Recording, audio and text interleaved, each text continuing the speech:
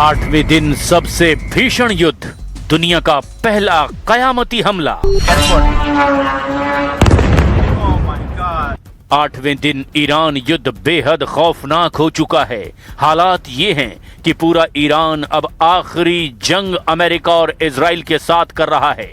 Israeli media ने दावा किया कि तेहरान पर आज 80 जेट से तूफानी हमले किए गए। उधर ईरान ने दावा किया कि उसके खुर्रमशहर 4 मिसाइल ने पूरे इजराइल को दहला कर रख दिया है। दावा तो यहां तक किया गया कि ईरानी हमलों से इजराइल और मिडिल ईस्ट में अमेरिकी अड्डों पर हुई भीषण तबाही को पूरी तरह से छिपाया जा रहा है। खबर तो यहां तक है कि इजराइल ने 12 घंटे के अंदर ही ईरान के मेहराबाद एयरपोर्ट पर 6 बार से ज्यादा हवाई हमले किए। ट्रंप का तो यहां तक दावा है कि अमेरिकी सेना ने ईरान के बंदर अब्बास नौसैनिक अड्डे को ही पूरी तरह से तबाह कर दिया है। अमेरिका और इजराइल का दावा है कि ईरान के 47 युद्धपोत को समंदर में डुबो दिया गया है और ईरानी नौसेना को पूरी तरह से तबाह कर दिया गया है। ट्रंप ने जहां चेतावनी दी कि अगर ईरान ने बिना शर्त सरेंडर नहीं किया तो हम उसे बर्बाद कर देंगे, वहीं संयुक्त राष्ट्र में ईरान के राजदूत मीर सईद इरावानी ने दुनिया को भावुक संदेश देते हुए कहा कि या तो हम इस दुनिया को जीतेंगे या फिर हम सब शहादत को गले लगाएंगे। इधर रूस और चीन पर अमेरिका ने बड़ा आरोप लगाते हुए कहा कि ईरान युद्ध में रूस और चीन मिलकर मदद कर रहे हैं, जिसकी वजह से पश्चिम एशिया में अमेरिकी सैन्य ठिकानों को ईरानी हमलों में भयानक नुकसान हो रहा है। ईरान में तूफानी तबाही, मिसाइल फैक्ट्रियों पर सीधा हमला। ईरान के 31 प्रांतों में से 26 प्रांतों पर इस वक्त अमेरिका और इजराइल तूफानी हमले कर रहे हैं। इजराइल के 80 लड़ाकू जेट्स ने तेहरान पर ही 12 घंटे में लगातार हमले किए। आप इसी से अंदाजा लगा सकते हैं कि सेंट्रल तेहरान में मेहराबाद एयरपोर्ट को पूरी तरह से तबाह कर दिया गया।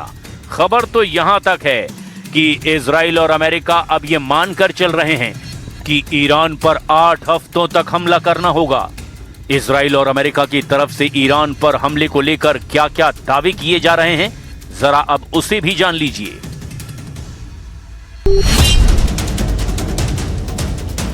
ईरान में तूफानी तबाही, आधी रात में कयामती हमले। दावा किया जा रहा है कि ईरान की सबसे बड़ी फैक्ट्रियों पर तूफानी हमले होने जा रहे हैं। अभी तक अमेरिका और इजराइल मिलकर ईरान के मिसाइल ड्रोन हमलों को रोक नहीं पाए हैं। इजराइल ने सुबह 80 लड़ाकू विमानों के साथ तेहरान और इस्फहान पर भीषण बमबारी की। इस हमले में तेहरान के मुख्य हवाई अड्डे के रनवे और बुनियादी ढांचे में आग लगा दी गई। ये तेहरान पर ब्लिंट्स हमला था, जिसे बिजली युद्ध कहा जा रहा है। ईरानी राष्ट्रपति मसूद पजेश्कियन ने आज कसम खाई कि उनका देश कभी आत्मसमर्पण नहीं करेगा। उन्होंने कहा, हम अपनी संप्रभुता के लिए आखिरी सांस तक लड़ेंगे। वहीं अमेरिकी राष्ट्रपति डोनाल्ड ट्रंप ने साफ कर दिया कि जब तक ईरान बिना शर्त सरेंडर नहीं करता, ये हमले नहीं रुकेंगे। उन्होंने ईरान के अगले नेता के चयन में भी अमेरिका की भूमिका की बात कही है। ईरान ने पलटवार करते हुए दुबई, मनामा और रियाद की ओर बैलिस्टिक मिसाइलें दाग दी। सऊदी अरब ने रियाद के पास एक मिसाइल को हवा में ही मार गिराया, जो अमेरिकी सैन्य ठिकानों को निशाना बना रही थी। इधर अमेरिकन मीडिया ने पेंटागन के 3 अधिकारियों के हवाले से दावा किया कि रूस ईरान को अमेरिकी और इजरायली विमानों की लोकेशन ट्रैक करने के लिए सैटेलाइट डेटा और इंटेलिजेंस से जुड़ी तमाम खबरें दे रहा है। खबर तो यह भी है कि चीन ने घोषणा की है कि वो मानवीय सहायता के नाम पर ईरान को आर्थिक मदद और तकनीकी उपकरण भेजेगा। अमेरिका ने चीन के इस कदम को प्रतिबंधों का उल्लंघन बताया। ईरान के रिवोल्यूशनरी गार्ड्स ने हॉर्मुज जलडमरू मध्य में एक तेल टैंकर प्राइमा पर हमला करने का दावा किया, जिससे वैश्विक तेल सप्लाई चेन खतरे में है। संयुक्त राष्ट्र में ईरान के राजदूत ने एक बहुत ही भावुक और कड़ा संदेश जारी किया, जो कहा उसने पूरी दुनिया के होश उड़ा दिए हैं। सरेंडर नहीं, शहादत, युद्ध को तैयार ईरान। संयुक्त राष्ट्र में ईरान के राजदूत का नाम है अमीर सईद इरावानी, जिन्होंने युद्ध पर बयान देकर साफ कर दिया कि ईरान सरेंडर नहीं करेगा। न्यूयॉर्क में ईरानी राजदूत ने प्रेस कॉन्फ्रेंस में बयान देते हुए कहा, मैं अमीर सईद इरावानी, हम झुकेंगे नहीं। हमारे पास केवल दो ही रास्ते हैं, या तो हम इस युद्ध में जीतेंगे और अपनी संप्रभुता की रक्षा करेंगे, या फिर हम सब शहादत को गले लगाएंगे। अमेरिका की गुलामी हमें मंजूर नहीं है।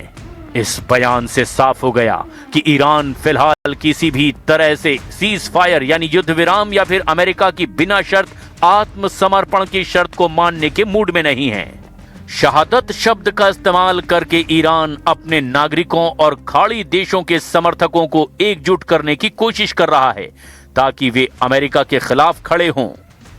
रक्षा विशेषज्ञों का मानना है कि इस बयान के बाद ईरान अपनी कामिकाज़े यानी आत्मघाती ड्रोन यूनिट्स और सुसाइड बोट्स का इस्तेमाल अमेरिकी युद्धपोतों जैसे जॉर्ज बुश के खिलाफ भी बढ़ा सकता है। इस बयान के तुरंत बाद रूस ने कहा कि वो ईरान को अकेला नहीं छोड़ेगा, जबकि चीन ने अमेरिका को चेतावनी दी कि वो ईरान को दीवार से सटाने की कोशिश न करे। They were very close to a nuclear weapon. They would have had one if we didn't do our B-2 hit, Midnight Hammer. They would have had it 8 months ago. They would have had a nuclear weapon, and they're crazy, and they would have used it. So we did the world a favor.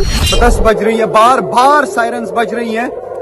Iran की तरफ से बार-बार missile attack launch किए जा रहे हैं और अभी न जाने कहां पे अटैक किया जाएगा।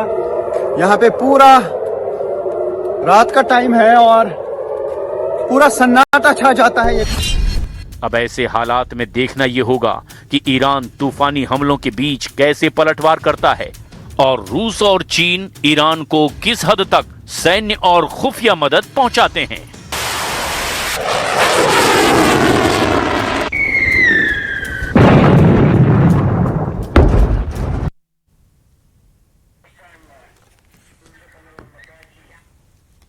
ईरान की ताकत को खत्म करने के लिए डोनाल्ड ट्रंप ने एक बड़ा फैसला किया है। रेवोल्यूशनरी गार्ड्स को डराने के लिए अमेरिका ने काला दैत्य आसमान में उतार दिया है, जो कॉर्पोरेट बॉम्बिंग करने में उस्ताद है।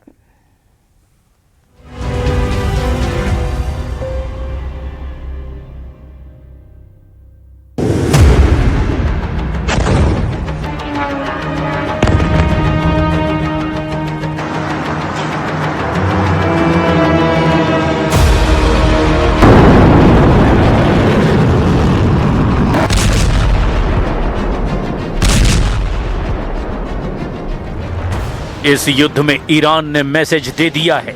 ईरान का मैसेज बहुत लाउड एंड क्लियर है। ईरान अपने दुश्मनों को बहुत मारेगा और ईरान अपने दुश्मनों को रोने भी नहीं देगा।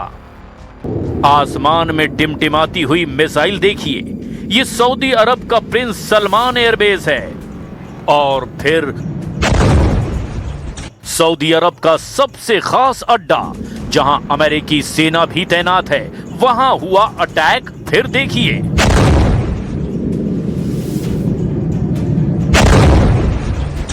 दुबई एयरपोर्ट पर हुआ हमला। कामिकाज़े ड्रोन ने हवाई अड्डे पर एक हैंगर के पास किया ब्लास्ट। इस धुएं में इतनी ताकत है कि हर खाड़ी देश में टनों वजन का खौफ पैदा कर सकता है।